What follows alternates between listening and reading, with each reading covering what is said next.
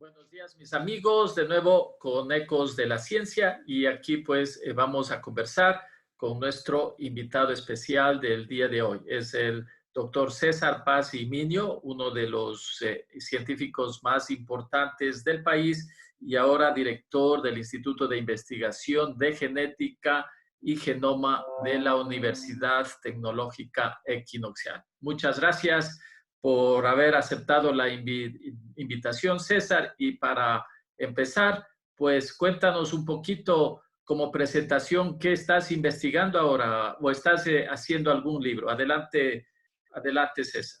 Muchas gracias la invitación. Bueno, ahora como estoy en este centro de investigación genética y genómica, estamos centrados en cuatro cosas en realidad, en el tema de genética y cáncer, genes de predisposición. Estudiamos poblaciones del origen y la ancestría de la población, siempre correlacionado con alguna patología. Enfermedades raras, las más raras porque tenemos la posibilidad de hacer secuenciación masiva, y el tema de genotóxicos que seguimos trabajando en relación a ultravioleta, radiaciones, hidrocarburos, pesticidas y su influencia en el material genético. Tenemos pendientes, sí, alguna producción científica, un libro de por medio, así es que en eso estoy ahora. Bueno, gracias, César. Mis amigos, ustedes saben, además de lo que hace ciencia, nuestro amigo César, pues también opina en varios medios de comunicación, periódicos y pues su opinión en temas relacionados es muy importante en el país. Así es que empecemos el tema por el que te hemos invitado, y un poco lo que quisiéramos es que quizás preguntarte, nuestra percepción es que la universidad, o en general la universidad ecuatoriana, no está apoyando o no, o digamos, no ha reaccionado de una manera más activa a todo este proceso de la pandemia. Si en caso, últimamente hemos mirado en el periódico, en los medios de comunicación, por ejemplo, nos dicen hace unos días, indicó el ministro de Salud de que algunas universidades están apoyando en el mapeo para mirar los casos asintomáticos y sintomáticos. Hemos visto también quizás de la Universidad de Yachay, que pues parece que hizo alguna investigación para triplicar el volumen de pruebas. En el caso, alguna empresa privada indicando de que ha desarrollado un ventilador mecánico y lo está probando con un laboratorio privado y lo probó en la Universidad de las Américas. También algo sobre la Universidad Católica, indicando que pues va a evaluar y a empezar a entender la genética del virus. Es un anuncio, no es que presenta ningún resultado. Y ahora, hace 2 días, la universidad, incluyendo la tuya, la Universidad Técnica Equinoccial, están anunciando que van a hacer pruebas clínicas sobre el plasma que se va a poner a los enfermos para ver si desarrollan anticuerpos. Es decir, quizás esto es lo que he encontrado, y entonces un poco nos parece, o al menos es la percepción, de que es muy poco lo que la Universidad Ecuatoriana está aportando en la pandemia. Adelante, quisiéramos conocer tu posición, César. Bueno, pienso que el papel de las universidades en una crisis como esta, claro, en el mundo se ha pedido a las universidades que participen en alguna serie de investigaciones, incluso que participen en el tema de la carga de pruebas de diagnóstico que tienen. Entonces, el problema básico para mí es que las universidades no tienen laboratorios de diagnóstico, no fueron construidas como para diagnóstico, fueron construidas para investigación. Entonces, una de las cuestiones principales que ha ocurrido con las universidades ecuatorianas es que tienes que adaptar los laboratorios existentes a laboratorios de diagnóstico. Entonces, es otro mundo. Tienes que tener otras condiciones, tienes que cumplir otros protocolos. Y ese es el primer problema, y por lo cual tampoco se ha logrado que todas las universidades participen en el tema diagnóstico. Además, pienso que existe el suficiente número de laboratorios que podrían participar como diagnóstico, que ya tienen la estructura diagnóstica, pero que no se les ha tomado en cuenta justamente porque no cumplen todas las características que las autoridades que regulan el tema de estandarización van y hacen una evaluación de los laboratorios y resulta que no han cumplido las normativas. Eso nos hace ver que el sistema de salud mismo tiene un compromiso en lo que es de estandarización de pruebas. Y esta pandemia lo que ha hecho es demostrar que muchos de los laboratorios existentes no cumplen las normativas de diagnóstico. Las universidades, por supuesto, no van a cumplir de diagnóstico porque no son de diagnóstico. Entonces, la fortaleza de las universidades debe ser encaminada a otras cuestiones, como es justamente lo que tú has manifestado, el diseño de respiradores, las pruebas clínicas que se están planteando para el uso del plasma. Nosotros hemos planteado 2 proyectos que son el de secuenciación del virus para saber exactamente qué tipo de virus tenemos, qué características tiene el virus, si tiene mutaciones nuevas, etcétera. Y la otra que se planteó es el estudio de la predisposición genética de las personas del país, porque tú ves que hay una cuestión muy especial. O sea, aquí los pacientes se enferman más de entre 20 y 49 años, mientras que en el mundo están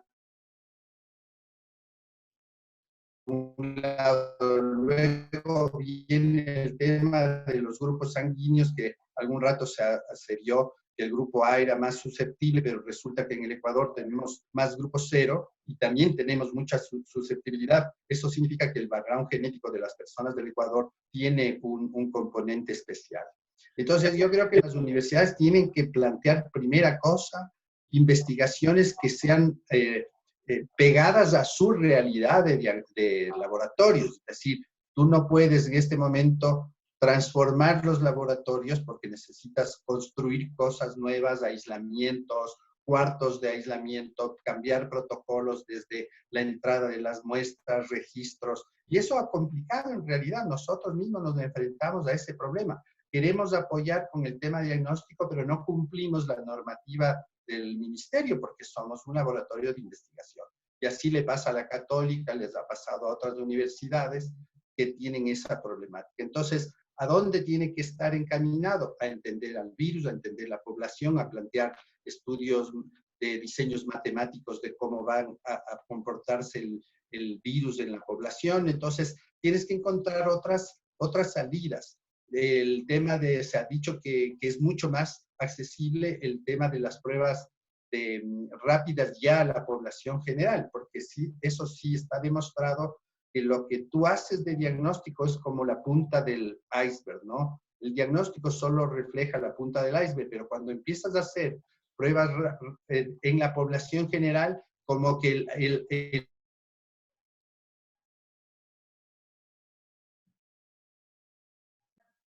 Disculpen mis amigos, una pequeña interrupción posiblemente por temas de internet, pero por favor adelante, nos contabas de las pruebas rápidas, César. Sí, una de las cosas que se plantea es que ahora necesitas hacer pruebas a la mayoría de la población para detectar pacientes asintomáticos, personas con síntomas leves, que eso va a hacer que puedas tú hacer un cerco al virus. Es decir, mientras más personas podamos ver si están contaminadas, puedes plantear una mejor cuarentena a estas personas y evitar el contagio masivo. Entonces, para eso necesitamos hacer PCRs es muy caro. Entonces, ¿qué otra alternativa? Hacer las pruebas rápidas.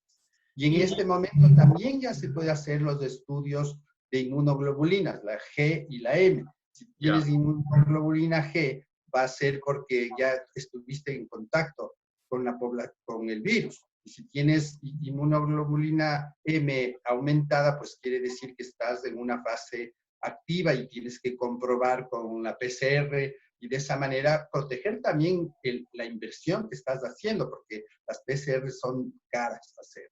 En cambio, las pruebas rápidas son, pese a que tienen una efectividad baja que está entre el 64 al 80%, pero al menos logras determinar una población que necesitas saber si es que está contaminada o no. Ya. Pero César, un poco la preocupación es esta.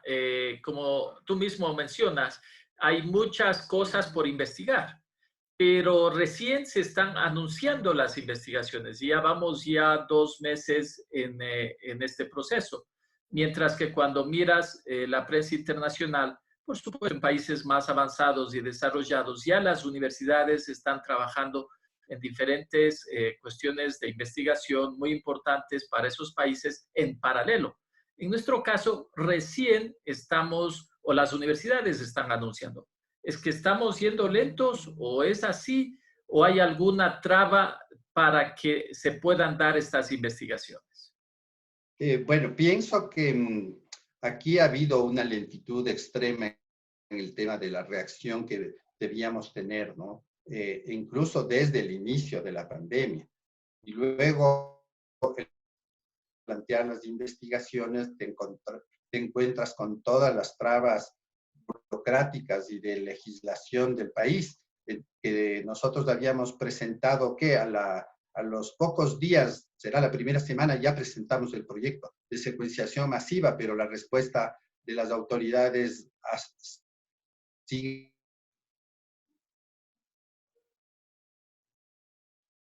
desarrollen, no puedas hacerlas porque te piden, incluso tardaron primero en construir un nuevo formulario para presentación de proyectos. Luego tenías que pasar por los comités de ética. Los comités de ética te demoran 6 meses, 9 meses en que aprobar. Entonces hicieron un comité ad hoc que dicen que en 5 días te va a dar la respuesta al proyecto que tú presentas, pero ahí tienes esta problemática, que es que toda esta lentitud que recién salió el protocolo, recién salió el reglamento para hacer y recién estamos presentando los proyectos en los formatos nuevos. Entonces dices, es una locura cómo el país en un estado de emergencia no plantea una situación de emergencia, que es, miren, necesitamos como política de Estado hacer investigación. ¿Quiénes están capacitados? Ustedes, las universidades, tienen grupos formados, pues el apoyo total. Pero eso no ocurre en este país. Oye, es una cosa espantosa en realidad. Y eso a pesar de que yo asumía de que el nombramiento del nuevo ministro, que pues es el de la academia y conoce del tema, un importante profesional, ¿las cosas no han mejorado? No, porque el problema no es tanto el ministro, ¿no? Que debería encontrar una salida emergente, sino el sistema legal, que la normativa dice, y entonces el momento en que la normativa dice, nadie se atreve a violar la normativa porque le puede conllevar un problema legal después. Entonces lo que ocurre es que la gente se protege en la normativa y dice, es que la normativa dice. Y entonces ese es un problema. Entonces yo no sé de leyes, pero si es que hay una emergencia, deberías tener un sistema de emergencia en que el país tenga la capacidad de hacer lo que necesita. Y si necesita hacer investigación, debería hacerla y punto. Y pedir a la gente que está en la investigación que resuelva los problemas que estamos hablando. Es decir, por ejemplo, la fabricación de mascarillas diferentes, ya se habla que el algodón mezclado con la seda protege igual que una mascarilla creada de forma industrial como la N90, esta que está usándose. Y entonces eso es lo que debería el país de este rato tener, el tema de los trajes de protección para la gente que está expuesta, nuevos sistemas de evaluación de los pacientes, incluso se debería hacer, si no tenemos la capacidad industrial de producir vacunas, pero al menos tenemos grupos de investigación que hacen bioinformática y farmacogenómica que podrían estar diciendo, por esta vía tenemos que hacer los tratamientos, por esta vía podemos preparar vacunas, incluso como aporte al conocimiento internacional, porque en eso se está peleando. Entonces, por ejemplo, España acaba de dar 3 millones, 6 millones de euros para solo estudiar las variantes genéticas que hacen que la gente esté predispuesta a la infección. Entonces, en este país propones una investigación de esas para ver si te dan $50,000. Entonces, esa es la diferencia, ¿no? Y claro, en este momento el recurso más importante se está dando al sistema asistencial, olvidándose que tenemos que hacer la investigación para entender qué pasa con el virus aquí en el Ecuador. El momento en que salga una vacuna, habrá que ver si esa vacuna sí. Y cuéntame una cuestión, César.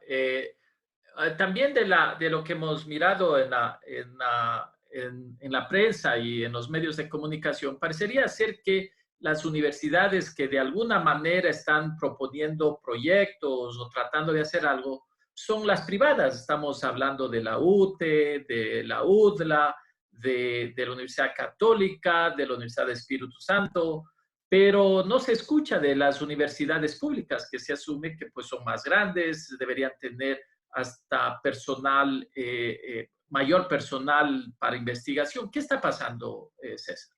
Bueno, las universidades públicas, al menos las que yo he estado en contacto, que son la Central, la Escuela Politécnica del Litoral, las de la Universidad del Norte, Yachay mismo, IQIAM, que también empieza a hacer ahora pruebas, sí están participando en realidad, pero tienen, claro, rápida, ¿no? Porque también han tenido una problemática, que es la disminución de los presupuestos de estas universidades. Este gobierno ha estrangulado mucho el sistema público. Salud lo estrangularon, la educación han tenido problemas y hay deudas con las universidades, entonces no les ha permitido tener una respuesta rápida. Pero, por ejemplo, la Universidad Central sí tiene proyectos presentados para hacer estos estudios justamente del virus y de la predisposición genética. Entonces, yo creo que este momento, más bien la respuesta del Estado tiene que ser ágil, porque ya hay proyectos presentados. Entonces, deberían en 5 días ya decirte, inicie la investigación. Ahora, hablando de temas de investigación, asumo de que también hay problemas presupuestales para, como tú bien dices, para la investigación, pero de todos los temas que tú has mencionado y dado el momento que nos encontramos ahora en la pandemia, ¿cuáles serían las investigaciones de mayor urgencia, las que más rápido se requiere para que el gobierno pueda tomar decisiones? La primera es la del virus. O sea, tenemos que saber qué virus tenemos, qué cepas de virus están aquí, si es que han mutado el virus. Luego, la respuesta inmune de los individuos. Yo creo que tenemos que entender la respuesta inmune de los individuos, hay que hacer estudios de HLA, hay que hacer los estudios de background genético de la población para entender por qué hay pacientes asintomáticos, porque hay pacientes con pocos síntomas, porque hay de síntomas intermedios y porque hay de síntomas avanzados y graves. Entonces, eso tiene que ver con el background genético. Y de esa manera un poco planificar también actividades y acciones de salud pública. Es decir, si ubico poblaciones de riesgo genéticamente hablando también, puedo tener mejores políticas hacia las personas. Entonces, yo creo que esa es la parte principal. Luego vienen otras cuestiones que tampoco se ha hablado mucho, que es el tema de sitios de contagio.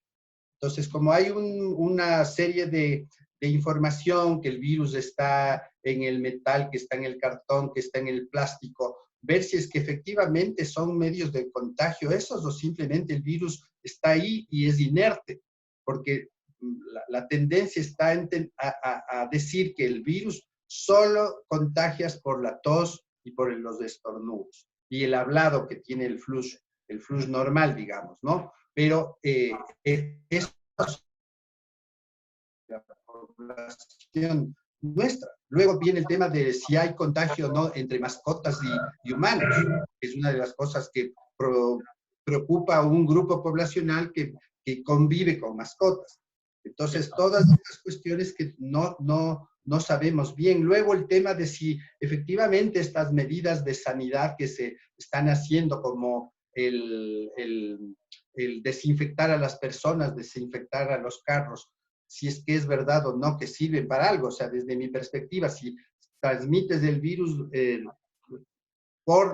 por el aire cercano de una persona a otra, esas medidas de pronto no son efectivas. El otro tema que se ha hablado, que las heces contienen también el virus, pues hacer estudios de desechos y de aguas servidas para ver si hay mecanismos de contagio por ahí y si efectivamente son de contagio, porque puedes tener el virus pero ya inerte. Entonces, todas estas cuestiones que preocupan al mundo entero y nosotros no hemos hecho ningún tipo de investigación sobre eso. Tenemos un cordón de pobreza grandísimo, por ejemplo, en la ciudad de Guayaquil, con aguas que desbordan en las viviendas, aguas servidas, y no sabemos si está ahí el virus o no, y si es que es un mecanismo en realidad de contagio, perdón. Entonces, creo que hay un montón de cuestiones que podemos investigar, ¿no?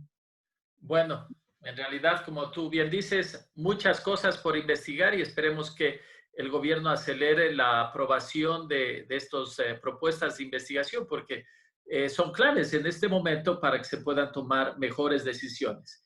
Pasando al segundo tema de hoy día de la conversación, tú sabes que ya el gobierno está hablando de la apertura de la economía de manera gradual. Y entonces ellos ya, el gobierno nos ha anunciado varias cosas.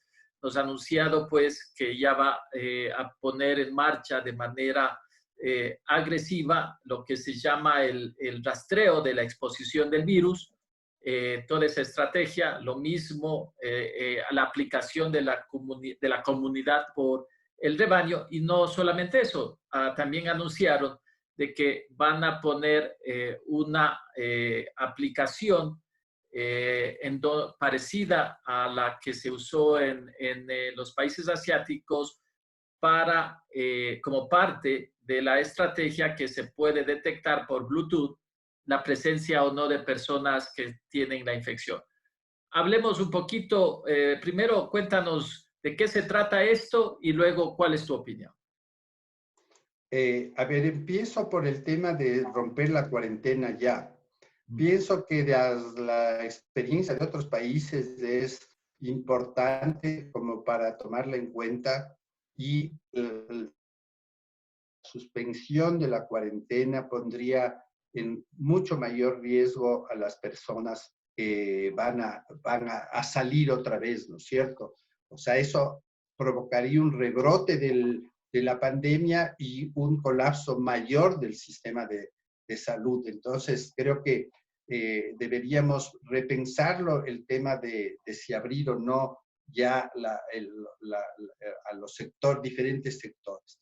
Yo creo que en el país también hay una presión política, y así se está manejando, política económica. Los grupos fuertes de la economía del Ecuador parece que están desesperados por iniciar su fase productiva y así se entiende cuando las declaraciones del presidente hablan de iniciar las fases productivas. Las fases productivas están relacionadas al sector de poder económico del país y entonces parece que desde mi perspectiva hay una presión sobre que se abra, por ejemplo, cosas que parecen ilógicas, ¿no es cierto? ¿Cómo así abres la construcción? ¿Qué tiene de trascendente para un país la construcción cuando tienes una crisis del petróleo tremenda, cuando deberías reorientar las inversiones hacia el agro, que es lo que nos está manteniendo este momento, y parecería que entonces que hay una presión de ciertos sectores de reactivar la economía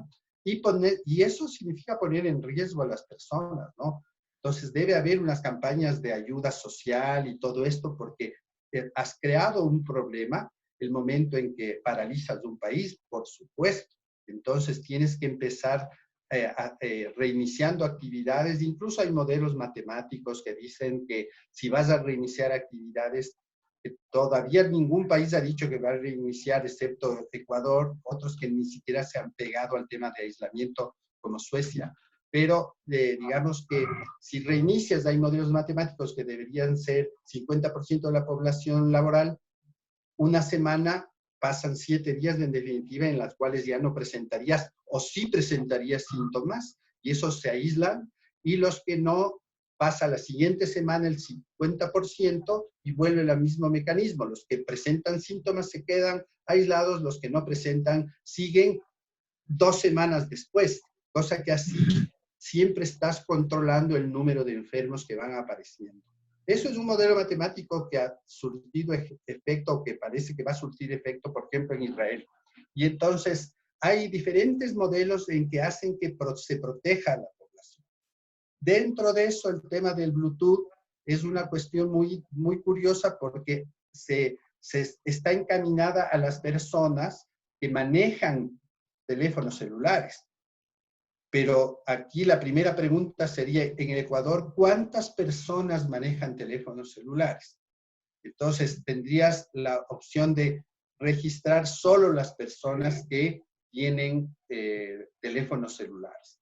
Entonces, no me acuerdo ahora la cifra de cuántas personas tienen teléfono celular en el Ecuador, pero esa sería la forma de controlar tu movimiento, controlar incluso las cuestiones de sintomatología que tú tendrías que estar informando, el tema de control de temperatura que tendrías que informar, y así localizar a las personas que son sintomáticas, que son positivas, y empezar a hacer como un nuevo cerco epidemiológico a través de las personas que ya tienen este tipo de información.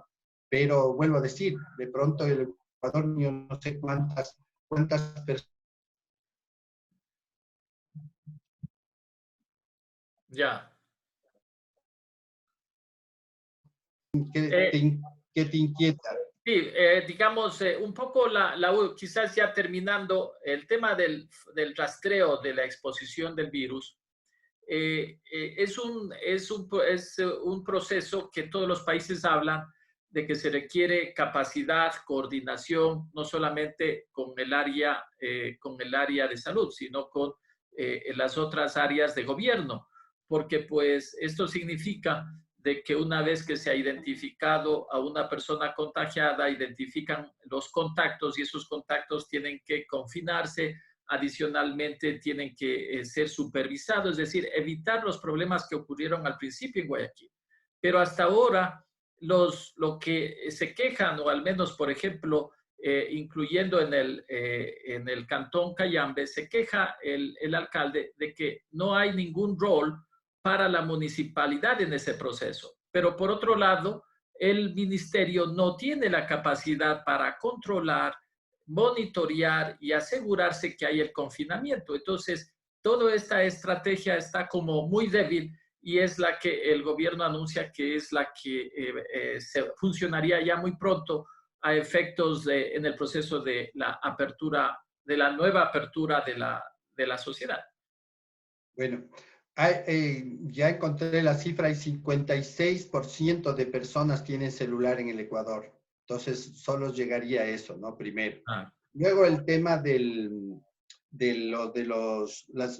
digamos, los gobiernos autónomos y la posibilidad de que cada gobierno autónomo funcione en relación al control de los individuos que muestren ser positivos o que representen riesgo. Yo creo que es una buena alternativa cuando se tiene sociedades disciplinadas y que tienen compromiso de actividad.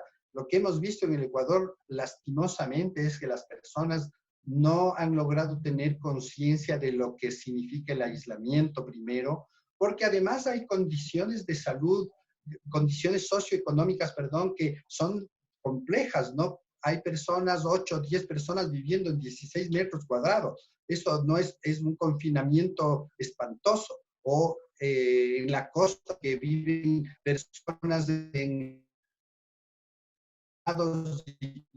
que lastimosamente hacen su vida afuera, personas que están en indigencia, solo en Quito hay más de 8,000, personas que tienen problemas, digamos, de acceso a información primero y problemas luego de su vida diaria, que viven del diario, y tener confinamientos más allá de 4 semanas significa un problema social. Entonces, este es un país muy complejo en el cual hay que encontrar una salida que provoque una mejor equidad en las mismas medidas de control.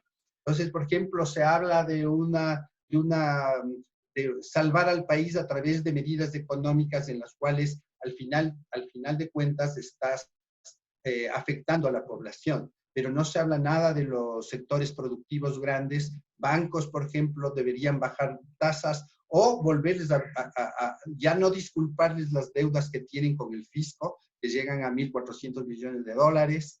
Y entonces dices, hay como que el Estado, este gobierno está protegiendo un sistema financiero que no le deja respirar en las medidas de acción pública reales. Entonces, si es que este dinero sería equitativamente repartido a los diferentes gobiernos seccionales y tienen políticas claras y ordenadas de aplicar en sus poblaciones estos diferentes escenarios, pues las personas podrían estar mejor protegidas. Esa es una visión. Hay otra visión de los que también se ha visto en redes, de los virólogos, microbiólogos, que dicen que el confinamiento es simplemente una manera de evitar lo inevitable. Entonces, que un momento dado, la pandemia va a llegar a la gente que tiene que llegar, va a producir el número de enfermos que tiene que producir y va a producir el número de muertes que tiene que producir. Esa es una visión como más en función del virus, ¿no es cierto? Es decir, el virus tiene que hacer eso y punto. El confinamiento lo que hace es simplemente posponer lo que el virus tiene que hacer.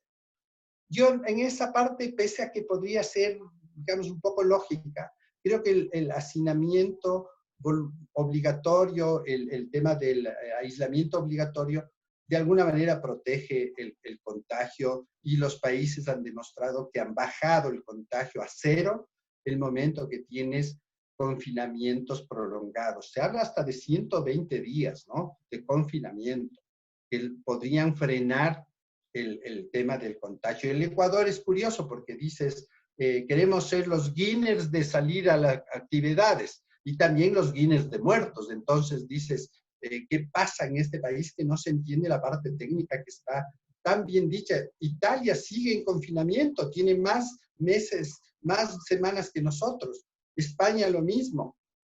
Nueva York se dio cuenta que tenía que hacer lo mismo. La Florida, el Reino Unido, que al principio dijo que no debe haber confinamiento, tuvo que irse para atrás el momento que vio que se dispararon los casos y las muertes. Entonces, el confinamiento sí es una buena estrategia que debe durar y que debemos mantener. Bueno, en realidad, como vemos, todavía hay muchas preguntas sin respuesta y muchos desafíos. Te agradecemos infinitamente tu presencia. Espero que pues, los proyectos de investigación se aprueben muy rápido y las universidades mejoren o empiecen a tener un rol protagónico en esta crisis. Súper. Bueno, muchas gracias, César, y hasta la próxima. Te agradecemos mucho. Y hasta aquí. Muchas gracias. Ya, muchas gracias. Y hasta aquí, mis amigos, Ecos de la Ciencia con el doctor César Paz y Min.